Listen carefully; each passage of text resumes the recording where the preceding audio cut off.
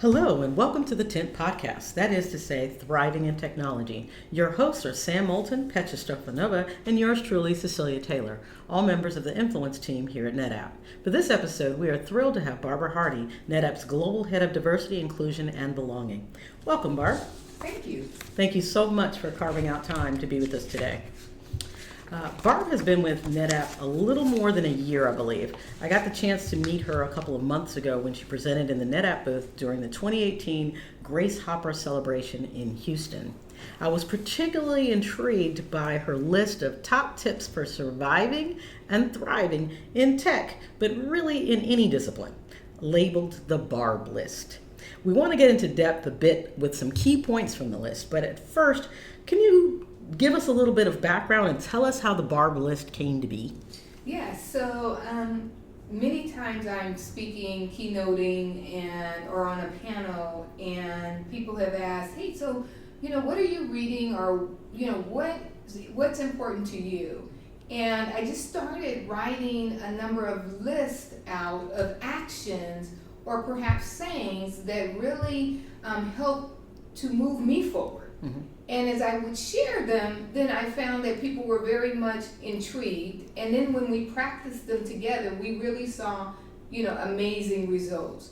And part of this Barb list is that it changes depending on the audience. So it's not use this for this and it stays the same. Depending on the audience that I'm speaking with or talking to or connecting with, then the Barb list principles are aligned to that audience.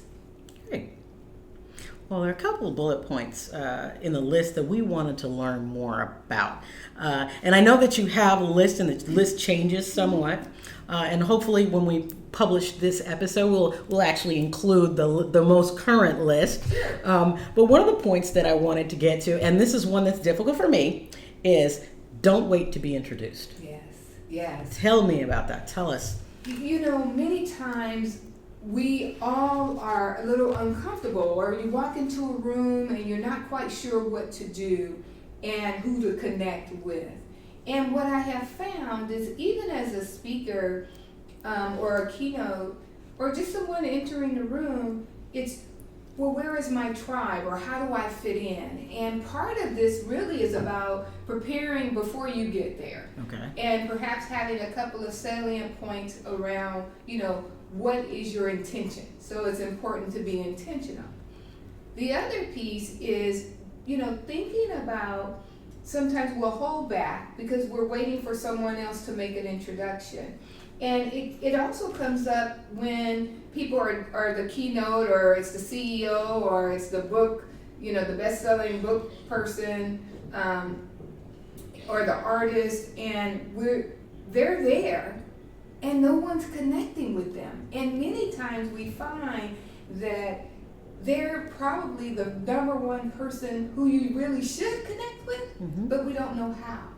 And so many times we'll be waiting for someone, maybe they're more senior, or maybe they know the person. And what I have found is to not wait to be introduced, because of the fact that this is actually your moment. It's your opportunity. Your time to shine, and your time to really connect with that individual.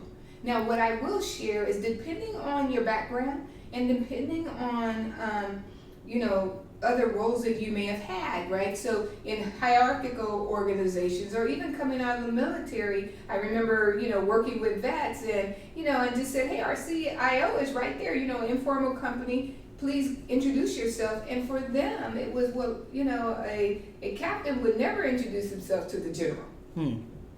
And so many times, when we think about our own perspectives, our own experiences as well, that can also be a barrier, that we're waiting for someone from a formal structure to come and make an introduction. But what I have found is that when you come into a room, that is your opportunity to connect, that's your opportunity to shine, and more than likely, you have something to say.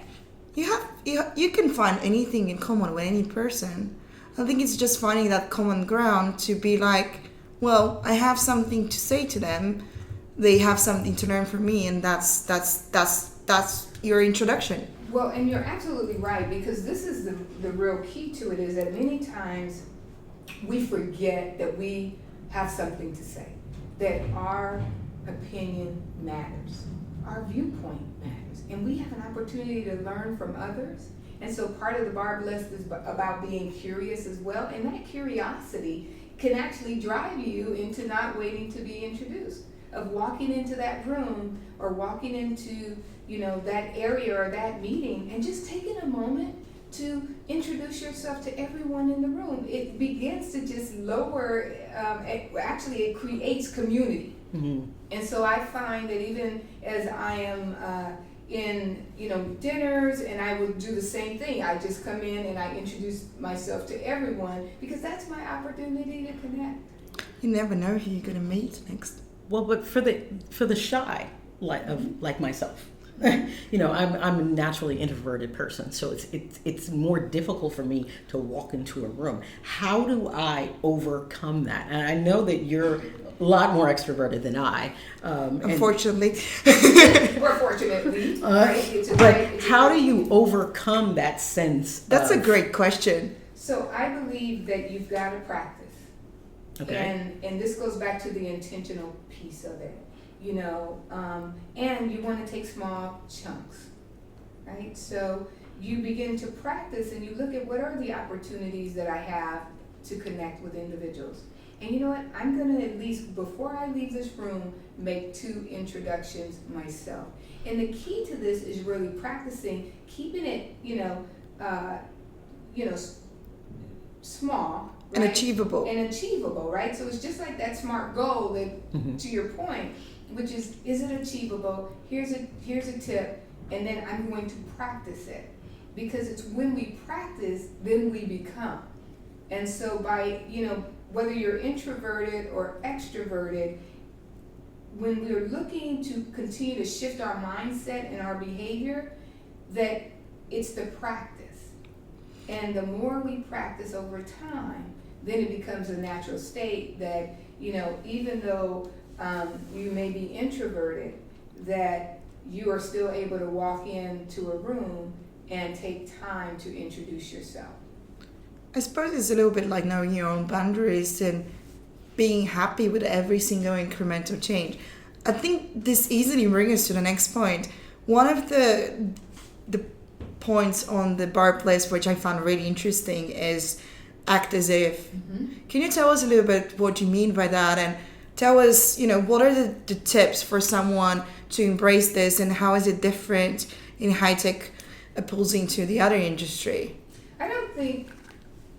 I don't know that it's different in high tech compared to other industries. The part of acting if is to really be confident in your ability and to recognize that no one is an expert in anything, in everything. And even the smartest person in the room, believe me, there are other smarter people. And this act as if is not about faking it. It's really about recognizing that there are gifts and strengths that you bring to the conversation, you bring to the team, you bring to the project that nobody else has. And so part of that is recognizing that, I matter. And my gifts and talents are needed on this team in order for us to innovate. And so it's not,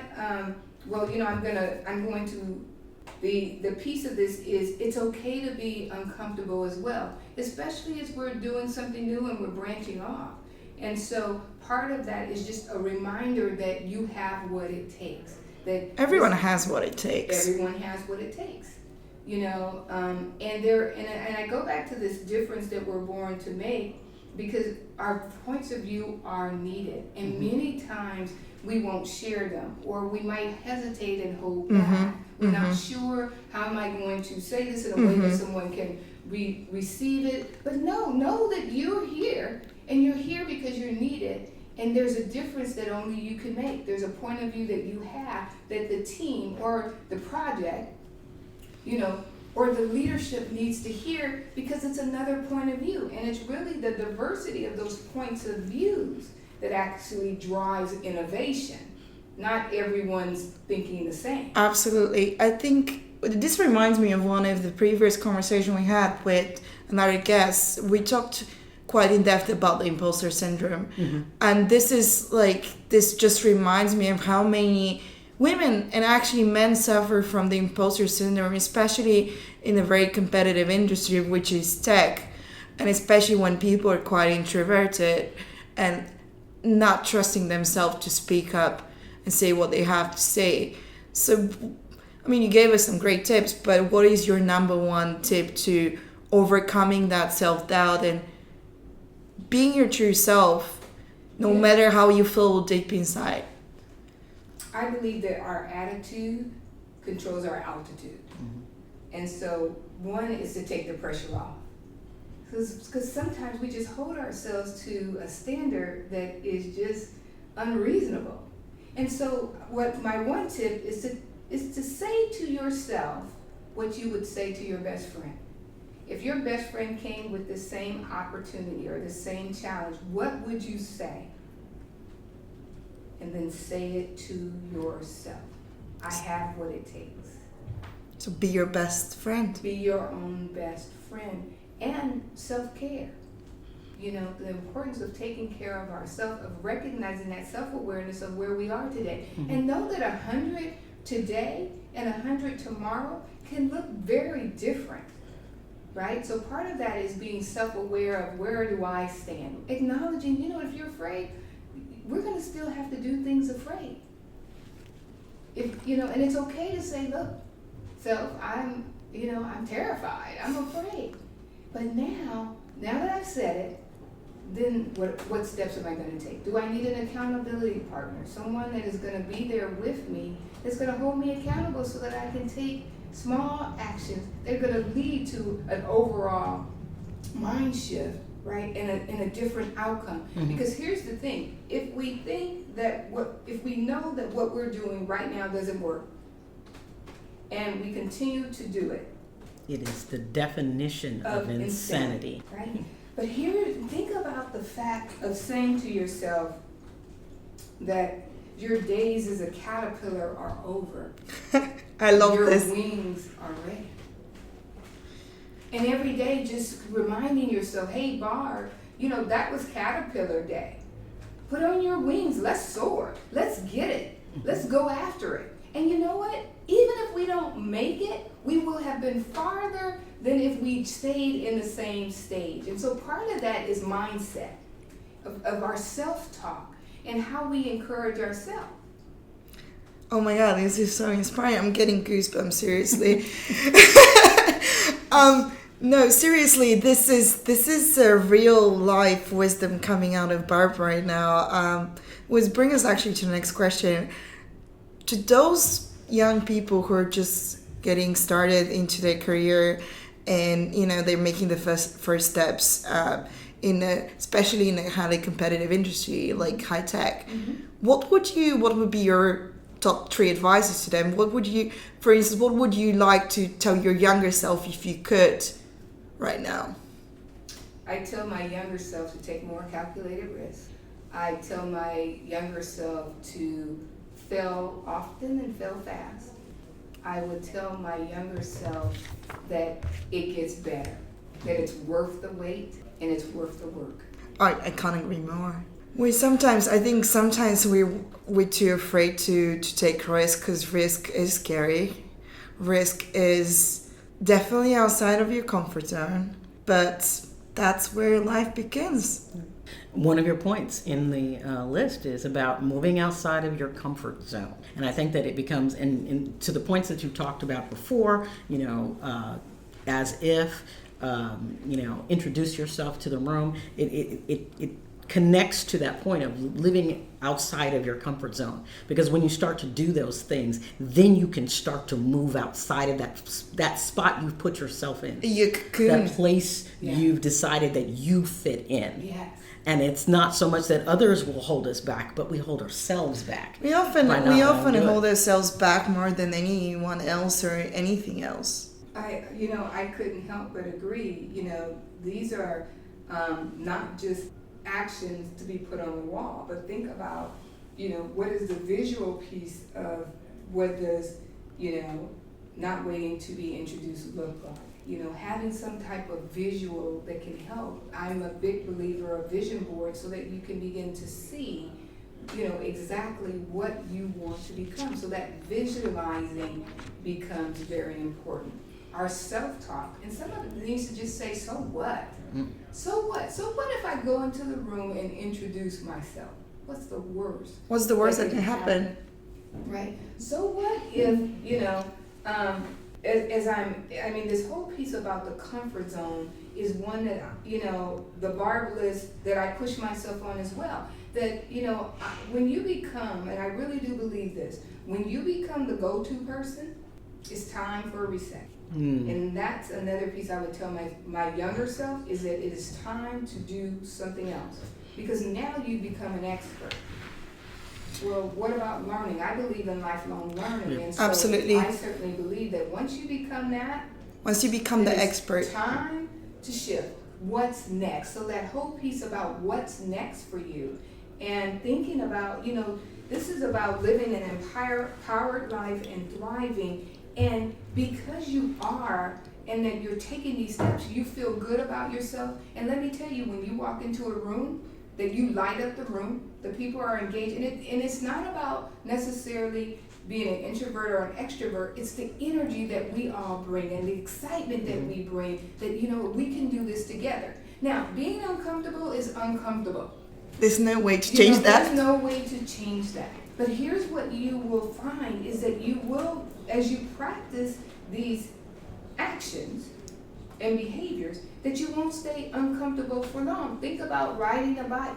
Think about driving a car. I remember driving a car. Now think about how many times you actually get home and you don't remember how you got home. So all of us feel fear. Every one of us. Anybody tells you, oh no, I don't feel fear, they're lying. Here's the key. You feel the fear and you do it anyway. And that takes practice, that takes self-talk, that takes putting individuals around you. And I'm not talking about, physical fear, safety, but it's what's the worst that could happen? Fear of failure. Yeah. And the thing is, would you be better off having not tried it? Because what's the other alternative? You either stay where you are or you get the yes. Or if you don't get the yes, more often I always talk about having a plan B, because you'll get the plan B. When people tell you no, and then you come back and say, well, how about this? You'll be surprised how many times you have your plan B answered. Or how many times your plan B becomes your plan A. Exactly. You just didn't know about it. You didn't know. And that being willing to step out of your comfort zone, to look at it from another perspective, to ask for help. Can I share something with you? This is something I'm working on. Can you help and walk me with this and challenge me on it? These are the steps, so that then that true mind shift and that behavior change happens. It doesn't happen alone. You mentioned about having an accountability partner. Mm-hmm. How do you select an accountability partner, or is that like a mentor? It can be. It can be someone that. So here's what I believe. One is somebody that you trust, and it's someone that's going to tell you the truth. And it's someone that you can learn from as well, and meaning that they can speak life into your life. Mm-hmm. So part of that is you need an encourager. But you need somebody that's going to tell you the truth. And when you're not doing what you said, then they're going to hold you accountable and call you on it. So you don't want to choose someone that's just going to say, well, my relationship with you, I want to make sure that I keep it and I don't want to offend you. No, I need you. That's silly for me, actually. Someone that's going to tell you the truth, someone that's going to speak life into you, someone that wants you to win. Someone sees so much in you that perhaps you haven't even seen in yourself. And so that's who you want. That's who I have. They don't care anything about title. They don't care about job. They don't care about anything other than recognizing that they're part of your winning team to help you to succeed, and vice versa, that you help them succeed as well. So that could be your mentor. That could be your sponsor. That could be someone that you work with every day that you admire. Perhaps there's a trait in them that you admire, and talking to them about, how could I do that? That's so interesting. I wanna show up in that space. I think so many people are afraid to ask, but many times once you ask the question, the answer is more often yes than no. And if there's a no, you can ask, but why or how, and change it and actually get that. But it takes courage to just ask the question and step out of your comfort zone. And Yeah.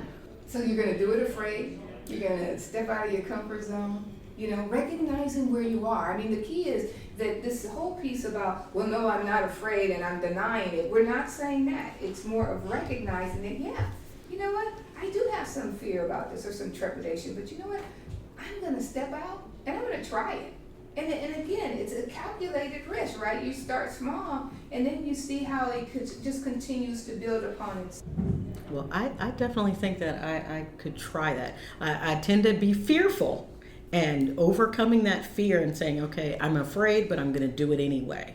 I'm going to step out on faith and actually make that move. And in some ways, what do I have to lose? But I have so much more to gain. Yeah. So I think that's an incredible piece to understand, to take from this. Well, can I just add that I like what you said about what do I have to gain? Because part of that is reversing that narrative. Mm-hmm. So it's not a win-lose. You see, it's what do I have to gain?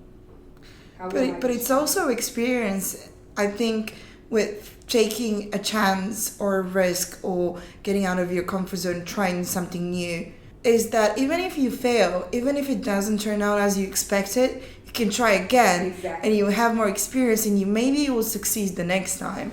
And it's all about seizing the opportunity instead of thinking, I'm gonna fail, nothing's gonna come out of it, because many times what we find out is we're way better and way more capable than we actually think we are. And this is where the real inspiration and motivation and even self-confidence comes from, because we realize we actually can make it and make us feel good about ourselves. Yes. It's celebrating the small wins. I mean, and part of this is we didn't talk about this. So what happens once you do it? It's that celebration, right? Man, I did it. And what if it didn't turn out the way that you intended? What's the worst that could happen? So part of that is that self-talk around so what? Still a learning experience. Yeah, so what? We'll make the mountain out of a molehill, but so what just sort of keeps it like, so what? So what? This actually brings me to one question for you. What are those small risks, calculated risks how do you take yourself out of your comfort zone outside of the office? Oh man. Well, it sounds like though that what she's saying isn't so much that it's in the office. It's this is in your life. Yeah. I'm just curious. It's funny because I don't separate. I haven't. My life is more integrated. So part of this whole list is not just about work. Absolutely. Right? It's Absolutely. about who you're becoming. How to become your better version of yourself. And two, I don't know if it could be better version of yourself, but who you truly are. So it's how to live in that empowered life and how to thrive, right? How to be happy, or joyful within yourself, and identifying what that means. And so for me, people will ask me to speak at impromptu things. Well, Barb's here, so Barb, why don't you say a few words? And so then I need to say something, right? Because I may be put on the spot, or I may be given 5 minutes. Barb, I want you to say something for 5 minutes. And so I've just become, that has become for me to be ready to just, go with the flow and to not worry about the outcome. I think so many times we're so, it's the control. And To let go. And to be willing to just sort of step back and go, hey, you know what? They asked you to say something, so clearly you must have something to say. And that's part of that changing the narrative. The fact that they asked you, well, why are they asking me? Could they have asked somebody else? There's plenty of people over here they could ask. Instead of, starting that remuneration, it really is recognizing the gifts that we bring to the table, right? It goes back to that difference that we were born to make. It goes back to recognizing that we have gifts and skills. We are our own masterpiece. And I know I talked about that. And so nobody can be you but you. Everyone else taken. Everyone else is a replica. But there's only one original, and that's you. And so even if I tried to be you, I'd only be, a copy. But here's the original. And, it brings me to a quote that Maya Angelou said, and she said, do you know why the bird sings? And people said, no, why does this bird sing? Why does the cage bird sing? And she says, because it has a song. Such a lovely quote. And so we are all songs. We all have A song to a sing. song to sing. It may be different, but it's all needed in order to live our best lives, to be our best selves, interconnected with each other. We're not in competition with each other. It's together that we win. You be you, me being me, Cecilia being herself. We win together. Well, I certainly thank you for these points of wisdom, but I want to ask you, is there something that has been modified on the list that you'd kind of want to bring attention to? Is there a point that perhaps that we should address that we haven't necessarily talked about up until now? I want to talk about expanding your tribe. And that really is about, reviewing your own network, your own relationships, and asking yourself, is everyone in your tribe similar to you? Do they think like you? They look like you? They believe what you believe. And the value of expanding the tribe to include others. One, it's a great opportunity for all of us to learn about other individuals. And two, it gives us another point of view that can really accelerate us to be better. And so people have asked, well, how do I do that? And part of that is just asking different people to lunch. We're at the holiday season. Think about, exploring other traditions. They can be secular, they can be religious, they can just, be traditions and celebrations, but learning something new. And then looking at how then you might want to incorporate or share that. And it could be just asking someone that you work with, about what they're doing. And with no expectation that they may be doing anything, right? Because some people don't celebrate anything. But that's another way in which we can connect at a deeper level and begin to build relationships with others. So that tribe, and I'm consistently asking myself, Barb, do you have enough different voices and different people in your life so that you can continue to grow? You can continue to evolve. And so for me, it's expanding the tribe. Who's missing? Who else should be here? Excellent point. That's a great tip, I think, for our audience for sure. I'm definitely gonna embrace that myself. So you did briefly mention the holidays. So before we leave you, we do want to ask this question. We're in this busy holiday season. You mentioned that during this holiday season you should get to know someone with a culture or secular or religious tradition perhaps that you don't know about and learn about. So could you tell us a tradition that you have or something that you particularly like about this particular season? I decorate. Okay. And we call this Holidays with the Hardys. Mm-hmm. And so what happens is that Christmas was my father's favorite holiday, and he passed around the holiday season. And so for me, it just was a blur after that. And I really couldn't celebrate for a while. And, I found in time that in order to celebrate, I was able to celebrate by honoring him in the holiday season. And so I love transforming things, and we would decorate the house for Christmas. And then it was, decorating one room, and now it's moved to every room in our house has some type of Christmas theme. In addition to that, we then identify opportunities for us to bring everyone together, kids 0 to 102. It's an opportunity for us to just, come together and celebrate each other and our love and the spirit of Christmas. And so every year there are various events that I open up to my community, and anyone can join us. And we're doing train rides, we're doing Christmas lights, the zoo, various things, and new things as well. So I'm always looking for something new to do, and then we just invite everyone, and they invite their friends, and every holiday it's something special. So that's what Wonderful. we do. That is one of our traditions. Sounds lovely. I want to come. I invited. love Christmas, so it's my favorite season. And so, I wear my holiday sweaters Yes, she with does. pride. You can't see her. She I has can't on see her it. holiday Earrings. And I decorate the house. My husband said we could have 2 trees this year, so we have 2 trees. So I'm happy. And it's just my favorite time of the year because I love how people reach out to each other and people connect with one another more so. And I find it easier to strike up those conversations during the holiday season because people tend to be in a good mood. Yeah. Tend to be kinder to each other. Tend to be kinder. Yes, So the season it's of caring and sharing. So it's a wonderful time of year. Appreciate you sharing that with us. We thank you for joining us.